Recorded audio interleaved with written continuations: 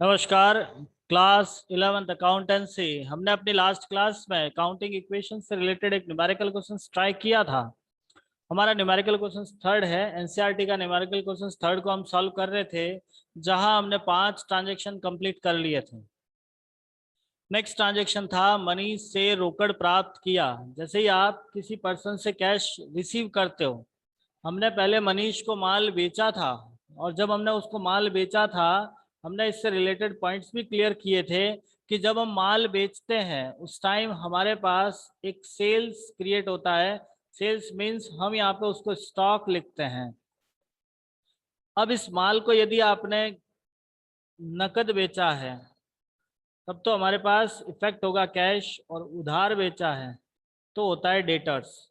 हम देख पा रहे हैं हमने इस ट्रांजैक्शन में उधार बेचा है, क्योंकि हमको व्यक्ति के नाम के साथ और कोई कैश वर्ड नहीं दिया हुआ है। जब किसी व्यक्ति के नाम के साथ कैश वर्ड नहीं होता है, मतलब हमने उसे उधार बेचा है, और जब हम उसे उधार बेच रहे हैं तो हमारे एक डेटर्स क्रिएट हुए थे। अब वो व्यक्ति आपको पैसा दे रहा है, मीन्स डेटर्स से आपको पैसा रिसीव हो रहा है, तो हमारे पास डेटर्स और कैश दोनों ही कॉलम पहले से खुले हुए हैं। हम यहाँ पे इसका ट्रांजेक्शन्स को रिकॉर्ड करेंगे। ट्रांजेक्शन रिकॉर्ड करने के लिए हम काम करेंगे। सबसे पहले आप लिखोगे cash received from Manish. Cash received from Manish. अब मनीष से कैश रिसीव हुआ। अब मैं आपसे पूछूंगा कि जब आप कैश रिसीव करते हो तो कैश आएगी या जाएगी? जब भी हम कैश रिसीव करते हैं तो कैश आती है, मीन्स हम कैश रिसीव कर रहे हैं, कैश आ रही है। इसका मतलब आपके कैश बढ़ेगी। 20,000 से कैश इंक्रीज होगा, तो आप यहाँ पे वैल्यू लिखोगे 20,000। कैश बढ़ गई। स्टॉक पे कोई इफेक्ट नहीं होगा। नेक्स्ट डेटर्स की बात करते हैं, तो डेटर्स कम हो जाएंगे क्योंकि उस बंदे ने आपको पैसा दे दिया। अब आप उसके पैसा नहीं मांग रहे हो तो डेटर्स आपका कम हो जाएगा। नेक्स्ट, फर्नीचर पे कोई इफेक्ट नहीं, ना ही कैपिटल पे होगा ना क्रेडिटर्स पे होगा। अब हम नया समीकरण तैयार करेंगे, न्यू इक्वेशन बनाना पड़ेगा। पहले यहाँ पे लाइन खींच लेते हैं और न्यू इक्वेशन लिखते हैं। हम यहाँ पे एक नया समीकरण लिखते हैं। लिखेंगे हम न्यू इक्वेशन।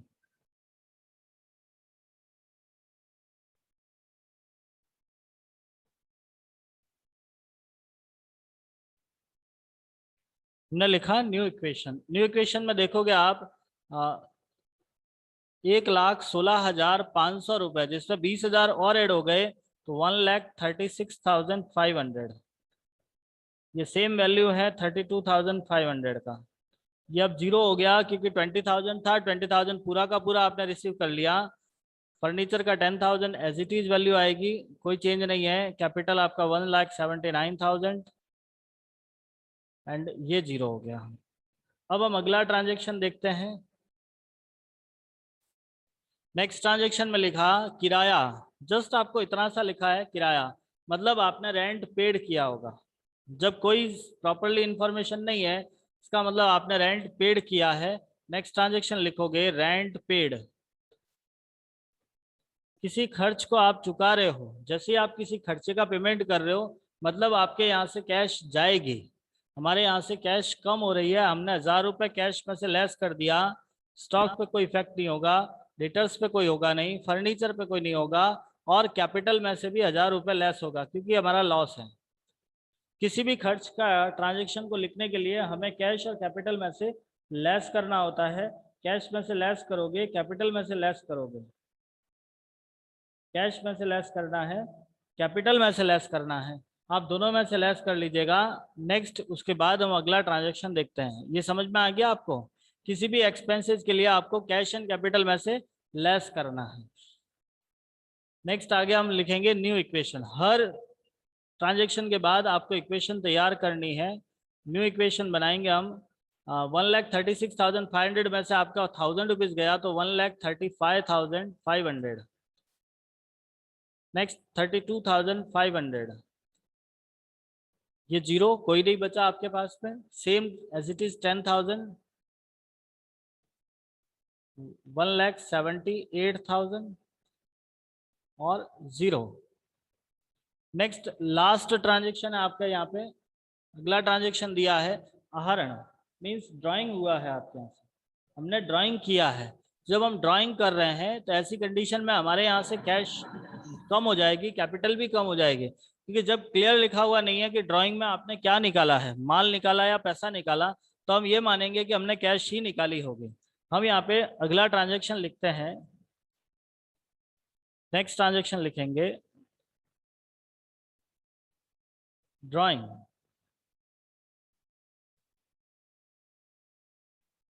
फॉर्मेट को कंप्लीट कर लेते हैं, फिर अपना अगला ट्रांजेक्शन लिखते हैं ड्राइंग। का लास्ट ट्रांजेक्शन होगा ड्राइंग का। अब ड्राइंग में आपने 3,000 रुपये निकाला है, जैसा कि आप ट्रांजेक्शन देख पा रहे हो, हमने 3,000 रुपये निकाला है, तो हमारे पास कैश भी कम हो रही है और कैपिटल भी कम होगी, क्योंकि लॉस होता है ये। आप कैश में से लेस करोगे 3,000, बाकी आप कहीं से कोई नहीं लिखा जाएगा, डायरेक्टली कैपिटल में से लेस करोगे 3,000। अब ये आपका लास्ट ट्रांजेक्शन था। अब इसके लिए आप फाइनल इक्वेशन तैयार करोगे या नीचे लाइन खींच लोगे और लिखोगे फाइनल इक्वेशन। लाइन खींच के आपको लिखना है फाइनल इक्वेशन। हम यहाँ पे तैयार करते हैं फाइनल इक्वेशन, लिखते हैं हम उसमें फाइनल इक्वेशन। फाइनल इक्वेशन, ठीक है। 1,35,500 में से आपका 3,000 गया, तो 1,32,500, 32,500, 10,000, 78,000, 1,78,000 और कुछ नहीं बचा। तो ये आपका अकाउंटिंग इक्वेशन का न्यूमेरिकल थर्ड था, जिसको हमने इस प्रकार से पूरा किया है। नेक्स्ट प्रैक्टिस के तौर पे अगला क्वेश्चन ट्राई करेंगे। और रोकड़, एक बार आप इस सवाल को ध्यान से समझ लीजिएगा। यदि इस पर कोई डाउट है तो आप मुझे वापस बता दीजिए, मैं फिर से समझा दूंगा। एनी डाउट, कोई समस्या आपको इन प्रश्न में? यदि कोई है तो बता दीजिएगा। अगला प्रश्न बड़े ही ध्यान से समझिएगा, कुछ नए पॉइंट भी है और पुरानी वाली चीजों को भी ध्यान से समझना है। सबसे पहले लिखा आपको, रोकड़ धनराशि से व्यवसाय प्रारंभ किया। जैसे ही आप बिजनेस स्टार्ट करते हो, याद रखना कुछ पॉइंट समझा रहा हूँ, जैसे ही आप बिजनेस स्टार्ट करते हो, आपने बिजनेस स्टार्ट किया मीन्स आपके पास दो अकाउंट हो गए, एक तो हो गया कैश, दूसरा हो गया कैपिटल। अकाउंटिंग इक्वेशन बनाने के टाइम हर ट्रांजैक्शन में याद रखना, प्रत्येक ट्रांजैक्शन से कम दो अकाउंट इफेक्टिव होंगे ही होंगे। जैसा यहाँ आपके दो हो रहे हैं, कैश और कैपिटल। कौन कौन से हो रहे हैं? कैश और कैपिटल। बिजनेस स्टार्ट किया मींस कैश और कैपिटल है। दूसरा लिखा उधार मशीन खरीदी। अब बिल्कुल क्लियर है, उधार देखो मैं फिर बता देता हूं, उधार के टाइम दो ऑप्शन आएंगे, या तो आप खरीदोगे, खरीदना या बेचना। यदि आप उधार खरीद रहे हो उस टाइम आपके लिए अकाउंट ओपन होगा क्रेडिटर्स। यदि आपने उधार खरीदा है तो अकाउंट कौन सा ओपन होगा? क्रेडिटर्स। और बेच रहे हो तो होगा डेटर्स। दो अकाउंट होते हैं। यदि हम उधार खरीद रहे हैं तो कौन सा अकाउंट ओपन करना है? क्रेडिटर्स। क्रेडिटर्स हमारे लिए लाइबिलिटीज होती है। क्या होती है? लाइबिलिटीज। डेटर्स होते हैं वो हमारे लिए असेस्ट होती है। डेटर्स कब खोलना है? जब हमने उधार बेचा है। जब हमने उधार खरीदा है तब हमें क्रेडिटर्स ओपन करना है। क्रेडिटर्स लाइबिलिटी साइड में होगा, डेटर्स असेस्ट साइड में होगा। आपने उधार चाहे कुछ भी खरीदा बेचा हो, डेटर्स क्रेडिटर्स ओपन होंगे। तो अब मुझे बताओ इस ट्रांजैक्शन में कौन कौन से अकाउंट ओपन होंगे? तो first one is creditors, because we are purchasing the machine on credit. तो पहला कौन सा होगा? क्रेडिटर्स का पहला अकाउंट कौन सा है? क्रेडिटर्स। दूसरी चीज, आपने क्या खरीदा है इस ट्रांजैक्शन में? आपने क्या खरीदा है? हाँ, मशीन। तो दूसरा आपका अकाउंट होगा मशीन। अब मशीन आपके लिए असेस्ट होती है, संपत्ति है ना आपकी, और ये आपके लिए लायबिलिटीज होती है। ठीक है, नेक्स्ट नकद माल खरीदा। अगला ट्रांजैक्शन आ रहा है नकद माल खरीदा। अब नकद आ गया मतलब कैश, भाई नकद आया इसका मतलब तो कैश, और माल खरीदा है, माल खरीदा, इसके लिए कौन सा अकाउंट स्टार्ट करोगे? स्टॉक। यहां पर आपको माल के लिए स्टॉक ही लिखना है, चाहे आपने खरीदा है बेचा है, किसी भी स्थिति में आपको यहाँ पे स्टॉक वर्ड ही यूज करना है। Any doubt? ये तीनों ट्रांजैक्शन समझ में आ गए, first second and third. Next अगला ट्रांजैक्शन है व्यक्तिगत उपयोग के लिए कार खरीदी। व्यक्तिगत उपयोग मतलब पर्सनल यूज, और जब हम पर्सनल यूज के लिए कुछ खरीदते हैं तो उसे हम बोलते हैं ड्राइंग। क्या बोलते हो? ड्राइंग। अपने लिए अपन नहीं खरीद रहे हैं, हम तो अपने पर्सनल यूज के लिए परचेज कर रहे हैं, तो उसको हम लिखेंगे ड्राइंग। और दूसरा कार खरीदी मतलब आपका यहां से क्या गया होगा? कैश। फिर आपके लेनदारों को पूर्ण भुगतान किया, क्रेडिटर्स और कैश। ठीक है, नकद बिक्री करी, कैश और से स्टॉक। किराया चुकाया, किराया, किराया मतलब वही रेंट, रेंट है, एक्सपेंसेज है, तो आपके लिए कैश और कैपिटल होगा। मेन इसको समझना है, अग्रिम कमीशन। चलिए इतना कुछ तो आपको समझ में आ गया होगा। अब मैं बताता हूं अग्रिम कमीशन। वर्ड आता है अग्रिम, अग्रिम को इंग्लिश में बोलते हैं एडवांस। मुझे बताओ आपने एडवांस वर्ड कहीं सुना है या नहीं? यस या नो में आंसर चाहिए। यस सर, सुना है। Yes sir. क्या होता है एडवांस? जनरली एडवांस के बारे में आप क्या जानते हो? जनरली एडवांस मतलब हाँ वेरी नाइस। अगर हमने कोई चीज मतलब सर खरीदी पहले तो से उसका पहले से ही बहुत एडवांस में बढ़िया। पैसे देना। हाँ, पहले से पेमेंट कर देना, मतलब मैं इसको टाइम से पहले पेमेंट करना। इसको मैं ऐसे लिखता हूं, जब किसी भुगतान को, जब किसी भुगतान को समय से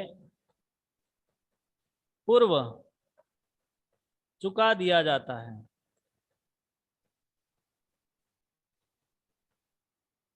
जब किसी भुगतान को समय से पूर्व चुका दिया जाता है तो उसे हम एडवांस कहते हैं। आया समझ में कि आपने किसी पेमेंट को टाइम से पहले दे दिया है? अब मेरी बात बहुत ही ध्यान से सुनना, यदि आपने किसी पैसे को टाइम से पहले दे दिया है तो उसे हम कहेंगे एडवांस। अब एडवांस से रिलेटेड हमारे पास दो पॉइंट होते हैं। कौन कौन से दो पॉइंट है? बड़े ही ध्यान से समझिएगा। एक तो होता है एडवांस देना और एक होता है एडवांस प्राप्त करना। पहला पॉइंट आता है एडवांस रिसीव्ड, एक होता है एडवांस पेड। पेड का मतलब होता है आपने किसी को दिया है, रिसीव का मतलब आपको प्राप्त हुआ है। अब मेरी बात बहुत ध्यान से सुनकर फिर उसका जवाब दीजिएगा कि मान लीजिए, सपोज कीजिए मैंने आपको 1000 रुपये दिया, ठीक है, और कहा कि आप मार्केट से मेरे लिए एक बुक लाना। ठीक है, मैंने आपको 1000 रुपये देके कहा आप मेरे लिए मार्केट से बुक लेकर आना। ठीक है, एक तो ये लाइन लिखी मैंने, एक आपने दूसरी लाइन, आपने मुझे 1000 रुपये दिया, 1000 रुपये आपने मुझे दिया। ठीक है, और सेम पॉइंट आपने मुझे कहा, मतलब पहले कंडीशन में तो मैंने आपको पैसा दिया था और मैंने कहा कि आप मेरे लिए एक बुक लेके आना। सेकेंड कंडीशन में आपने मुझे पैसा दिया है और आपने मुझे कहा सर हमारे लिए एक बुक लेके आना। ठीक है, दोनों लाइनें समझ में आ गई? दोनों लाइनें समझ में आ गई? यस चलिए, सर। हाँ, अब मेरा प्रश्न आपके लिए बड़े ध्यान से सुनिएगा कि जब मैंने आपको 1000 रुपये दिया था, मैंने आपको 1000 रुपये दिया था बुक लाने के लिए, तो ये आपके लिए एक जिम्मेदारी बन जाती है। भाई मैंने आपको पहले से पैसे दे दिया कि भाई आपको पैसा ये बुक लानी है, तो आपके लिए एक रेस्पॉन्सिबिलिटी बनेगी, एक जिम्मेदारी बनेगी कि आपको लाना ही लाना है, क्योंकि मैंने आपको पैसा पहले से दे दिया है। समझ में आ रहा है मैं क्या कह रहा हूँ? Yes sir. भाई मैंने Yes, आपको sir. पैसा दे दिया, अब आपको ये लेकर ही आना है, क्योंकि मैं पैसा पहले से दे चुका हूं आपको। तो ये आपके लिए क्या हो जाती है, जब हमको पैसा पहले से रिसीव हो जाता है तो वो हमारे लिए क्या हो जाती है, लाइबिलिटीज। लाइबिलिटीज का मतलब होता है हमारे लिए दायित्व बन जाता है, हमारी रेस्पॉन्सिबिलिटी बन जाती है, हमारी जिम्मेदारी बन जाती है उस काम को पूरा करना, जब हमने पैसा पहले से प्राप्त कर लिया है। तो is it clear? When we have to Yes, sir. taken the amount before doing the work, then it is our liability. Simple सी बात है, जब हमने काम करने से पहले पैसा रिसीव कर लिया, that mean it is our liability because it is the responsibility for us. ये हमारे लिए रेस्पॉन्सिबिलिटी है फॉर डूइंग द वर्क, उस काम को करने के लिए ये हमारी रेस्पॉन्सिबिलिटी बन जाती है, means it is our liabilities. Any doubt? तो जब हम एडवांस रिसीव कर लेते हैं, एडवांस रिसीव कर लेते हैं, तो उसके लिए एक वर्ड आता है अनअर्नड इनकम। हालांकि इसको हम आगे जाके और डीपली समझाएंगे, लेकिन फिर भी याद रखना, when we are received the advance money then it's called unearned income. अनुपार्जित आय हिंदी में कहते हैं, इंग्लिश में लिखा जाएगा अनअर्नड इनकम। क्लियर? ये समझ में आ गया?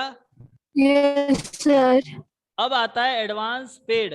अब आपने मुझे एडवांस में पैसा पहले से दे दिया, तो आप एक थोड़ा सा फ्री माइंड रहोगे ना, जब आपने मुझे पैसा दे दिया कि सर हमारे लिए ये बुक ले आना, तो आप तो बेचिंत रहिए, आपके लिए तो एक प्रकार से असिस्ट क्रिएट हो गई। भाई आपको तो बुक लाके मुझे देनी ही देनी है, आपको तो बुक मिलेगी मिलेगी, चाहे किसी भी कंडीशन में बुक लाओ, बट आपको बुक मिल जाएगी। So it is our asset when we have to paid amount in advance that it is our asset, क्योंकि ये पैसा आपने दिया है, मतलब आपका काम 100% होगा।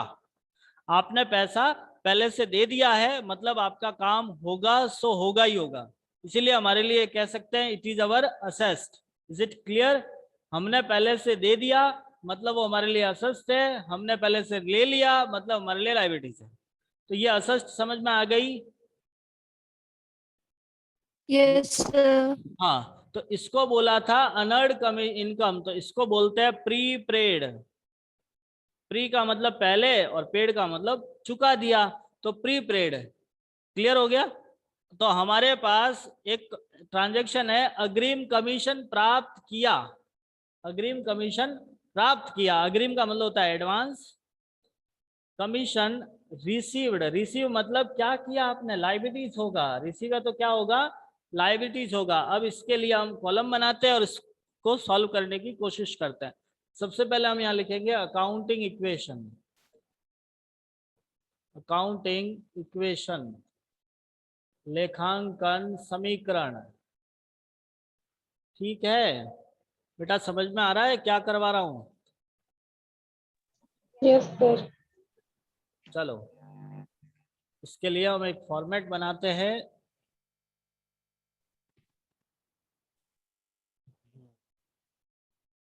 एक्चुअली क्या, इसका फॉर्मेट समझना काफी जरूरी है। यदि आपको फॉर्मेट समझ में आ जाता है तो आपका काम बड़ा आसान हो जाएगा। फर्स्ट कॉलम होगा आपका एसआर नंबर, दूसरा रहेगा पर्टिकुलर्स, फिर आपको बनाना है असिस्ट लायबिलिटीज। ठीक है, ये मैंने असिस्ट बना लिया, ये आपके लायबिलिटीज साइड हो जाएगी। ये जैसे मैंने असिस्ट का कॉलम खोल दिया, बाकी के लायबिलिटीज साइड हो जाएगी। हम यहाँ पे इस तरह से लाइन खींचेंगे। हाँ चलो, चलिए असिस्ट में सबसे पहला है आपका कैश, स्टॉक, मशीन, मशीन, और देखते हैं डेटर्स भी है क्या आपके पास। तो आपने उधार माल नहीं बेचा कहीं पर, आपने उधार नहीं बेचा है तो डेटर्स नहीं है हमारे पास। क्लियर? चलो कोई दिक्कत नहीं है, हम इसके अंदर डेटर्स का कॉलम हटा देते हैं, डेटर्स नहीं है हमारे पास में, कोई दिक्कत नहीं है, डेटर्स नहीं है तो चलो ये कैपिटल डाल देंगे। एक 2 मिनट, हाँ इस कॉलम को वापस थोड़ा सा वापस बनाना पड़ेगा फॉर्मेट को। हाँ फॉर्मेट को थोड़ा वापस बनाते हैं। चलिए ये हमारी आ गई कैश, स्टॉक, मशीन। फिर आपका ये मशीन आ गया, फिर आपकी यहाँ पे कैपिटल आएगी, क्रेडिटर्स आएगा और एडवांस इनकम आ गई, अनर्ड इनकम जिसको कहते हैं। ठीक है, दोनों साइड में आपने 3-3 कॉलम कर दिया है। ये आपकी कैपिटल है। अब मैं इसको अमाउंट मतलब इस फॉर्मेट को भर लेता हूँ पूरा। सबसे पहले लिखा हमने SR number, SR number, particulars, assessed, capital plus liabilities, ये हमारा इक्वेशन होता है। ठीक है, अब हमारे यहाँ पे पहला कॉलम हो गया कैश, स्टॉक, मशीनरी। इधर देखोगे तो यहाँ बीच में पहले तो एक आपके बराबर का कॉलम और करना पड़ेगा। ठीक है, ये बराबर आ गया, कैपिटल, ये क्रेडिटर्स और एडवांस इनकम। चलिए अब हम आगे बढ़ते हैं, एक एक ट्रांजैक्शन को सॉल्व करते हैं। पहला ट्रांजैक्शन लिखा है आपको,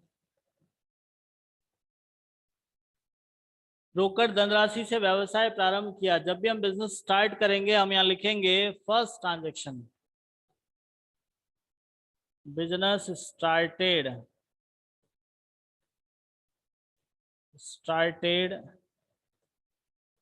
विथ कैश।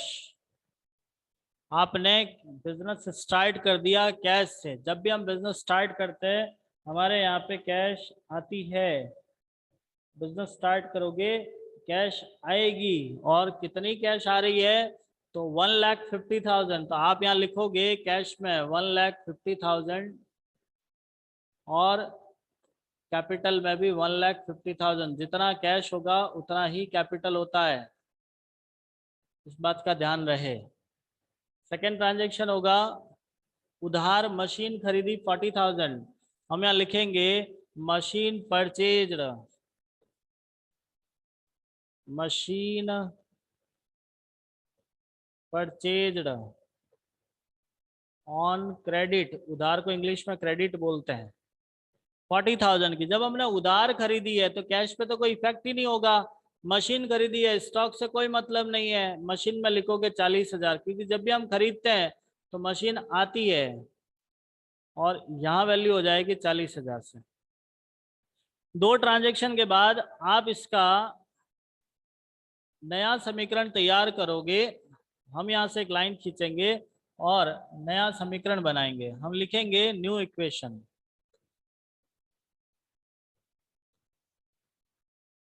हमने लिखा new equation, first transaction 1,50,000 is same, second 40,000, 1,50,000, 40,000। जिस कॉलम में कोई ट्रांजैक्शन नहीं आया उसमें आप डैश करके खाली छोड़ दीजिए। फिर आपको लिखा नकद माल खरीदा। आपने कैश में गुड्स परचेज किया है। हम अमाउंट लिखेंगे, सॉरी ट्रांजैक्शन लिखेंगे नंबर थर्ड, गुड्स परचेज्ड।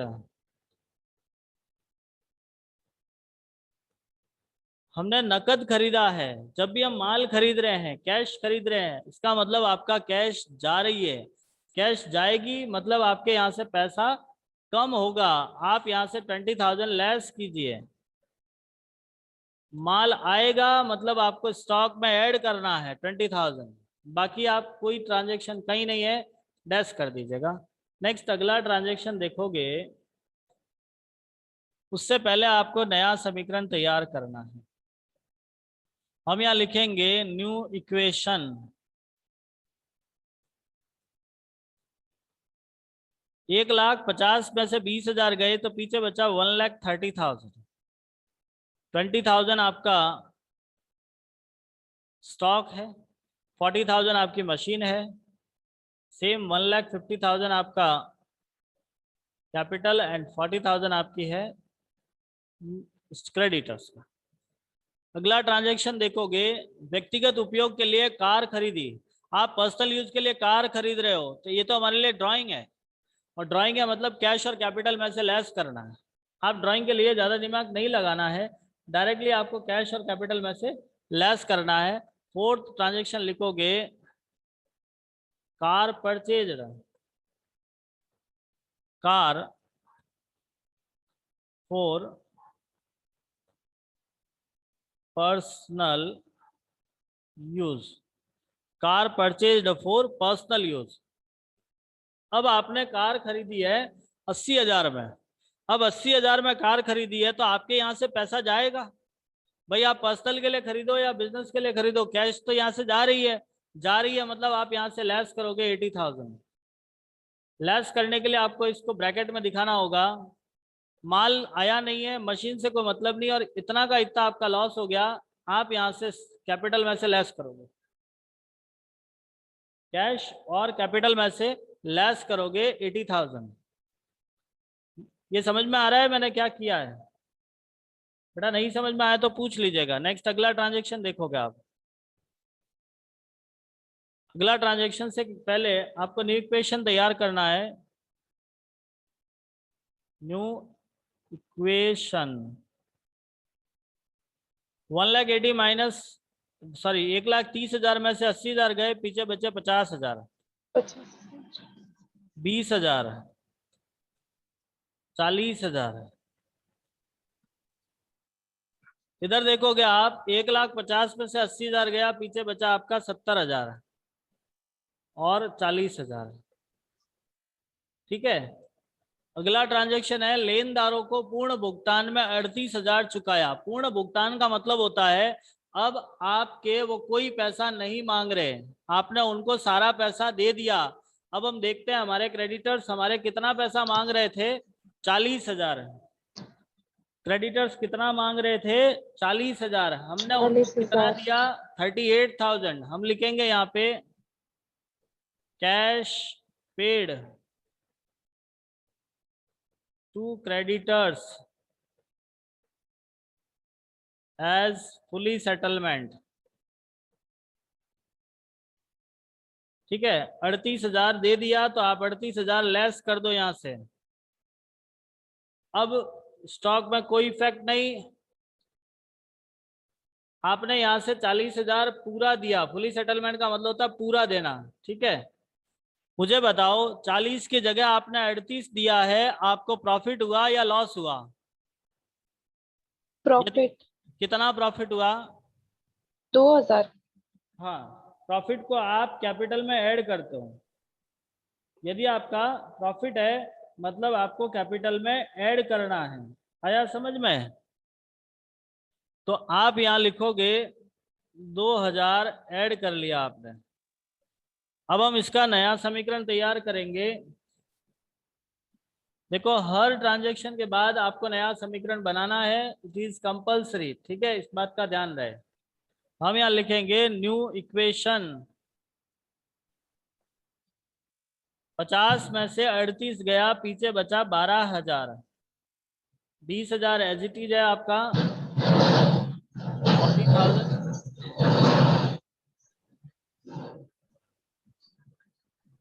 40,000 आपका मशीन है, सेम 72,000 हो गया, और यहाँ 0। ठीक है, आपने सारा पैसा पेमेंट कर दिया, ये 72 है।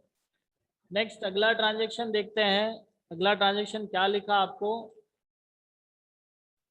5,000 रुपए के माल की नकद बिक्री 4,500 रुपए। देखो आपके पास 5,000 का माल था, आपने 4,500 में बेचा है। माल था 5,000 का, बेचा आपने 4,500 में, प्रॉफिट हुआ लॉस हुआ? लॉस। लॉस हुआ। कितना लॉस हुआ? 500 रुपए का। ठीक है, आप एक काम कीजिए, इस सवाल का यहाँ तक का एक बार स्क्रीनशॉट लीजिए और अपनी नोटबुक में लिखना है कि वैसे एक्चुअली टाइम पूरा हो चुका है, इसीलिए आपको यहाँ तक स्क्रीनशॉट लो। इससे आगे वाला हम नेक्स्ट अगली क्लास में करेंगे, ये इसका न्यूमेरिकल है, इसका न्यूमेरिकल का स्क्रीनशॉट लीजिए और इसका सॉल्यूशन है, सॉल्यूशन का स्क्रीनशॉट लो और अपनी कॉपी में इसको सॉल्व करना है। ठीक है, ये आपके लिए आज का क्लास वर्क होगा। So you have to take your screenshot and write in your notebook. इससे आगे हम नेक्स्ट अगली क्लास पे करेंगे, बाकी का सवाल हम नेक्स्ट क्लास में पूरा करेंगे। Thank you.